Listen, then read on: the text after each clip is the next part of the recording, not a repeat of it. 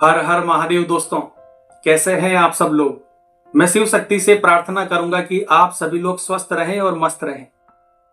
दोस्तों, भगवान शिव की उपासना में जल अर्पण का अत्यंत ही विशेष महत्व बताया गया है।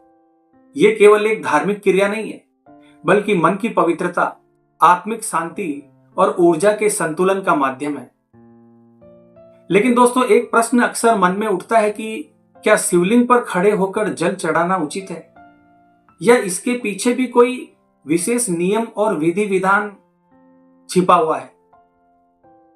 दोस्तों, हमारे प्राचीन ग्रंथों में, विशेष रूप से शिव पुराण में पूजा की विधियों का विस्तार से वर्णन मिलता है।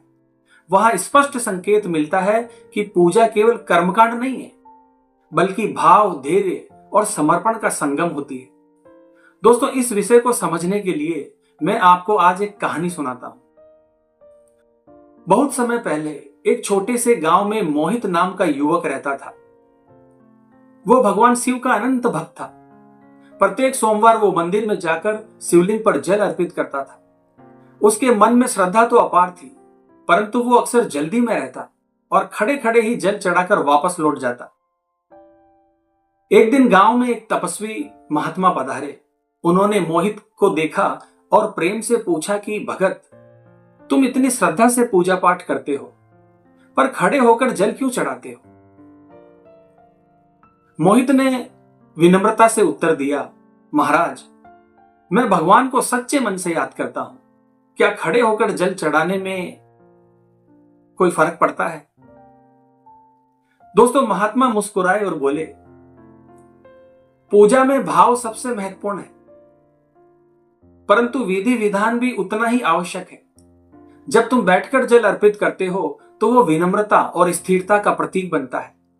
बैठने से मन शांत होता है, चित्त एकाग्र होता है और तुम्हारी ऊर्जा भी संतुलित रहती है। उन्होंने आगे समझाते हुए कहा कि खड़े होकर पूजा पाठ करने में कभी कभी जल्दबाजी और अस्थिरता झलकती है। पूजा का उद्देश्य केवल जल चढ़ाना नहीं है, बल्कि उस क्षण को, उस समय को पूर्ण समर्पण के साथ जीना है। दोस्तों, महात्मा ने उसे सही विधि के बारे में बताते हुए कहा कि पहले स्नान करके शुद्ध वस्त्र धारण करो, शांत स्थान पर बैठकर मन को स्थिर करो, पूरब या उत्तर दिशा की ओर मुख करो और जल अर्पित करते समय श्रद्धा से ओम नमः शिवाय मंत्र का जाप करो और जल चढ़ाओ। उन्होंने कहा कि जब तुम धैर्य और श्रद्धा से बैठकर शिवलिंग पर जल चढ़ाते हो तो तुम्हारे भीतर एक सकारात्मक ऊर्जा का संचार होता है और वही ऊर्जा भगवान तक पहुंचती है और परिवर्तन की शुरुआत होती है। दोस्तों, अगले सोमवार से मोहित ने वैसा ही किया। वो मंदिर पहुंचा, शांत भाव से बैठा, आंखें बंद करके गहरी सांस ली और मन ही मन ओम नमः शिवाय का जप करते हुए जल अर्पित करने लगा। दोस्तों, उस दिन उसे एक अलग ही अनुभूति हुई, मानो मन का सारा बोझ उतर गया हो। भीतर शांति, संतुलन और एक अद्भुत सुकून का अनुभव हुआ। रात में उसने स्वप्न देखा कि भगवान शिव उसे आशीर्वाद दे रहे हैं।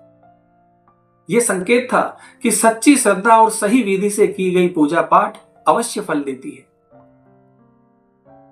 दोस्तों, मेरे द्वारा बताई गई कहानी से हमें यही सीख मिलती है कि पूजा पाठ में जल्दबाजी बिल्कुल नहीं करनी चाहिए। स्थिरता आवश्यक है, क्योंकि सही दिशा और सही भाव से की गई साधना अधिक प्रभावी होती है और बैठकर जल अर्पित करना विनम्रता और समर्पण का प्रतीक है। दोस्तों, मंत्र जाप मन, शरीर और आत्मा को शुद्ध करता है।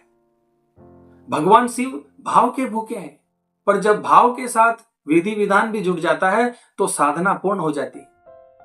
दोस्तों, याद रखिए, पूजा केवल परंपरा को निभाना नहीं है, बल्कि अपने भीतर की ऊर्जा को जागृत करना है। जब आप शांत मन, सच्ची श्रद्धा और पूर्ण समर्पण के साथ भगवान शिव की आराधना करते हैं तो जीवन में सुख, शांति, वैभव और सकारात्मक परिवर्तन स्वयं आने लगते हैं।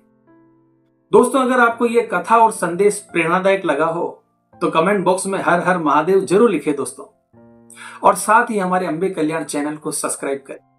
और हाँ दोस्तों, अगर आप हमसे बात करना चाहते हैं, किसी समस्या के समाधान के बारे में जानकारी लेना चाहते हैं, तो आप हमसे व्हाट्सएप के माध्यम से संपर्क कर सकते हैं। हमारे कॉन्टेक्ट नंबर वीडियो के डिस्क्रिप्शन बॉक्स में और हमारे चैनल पर दिए गए हैं। तो मिलते हैं दोस्तों इसी प्रकार की अगली वीडियो के माध्यम से।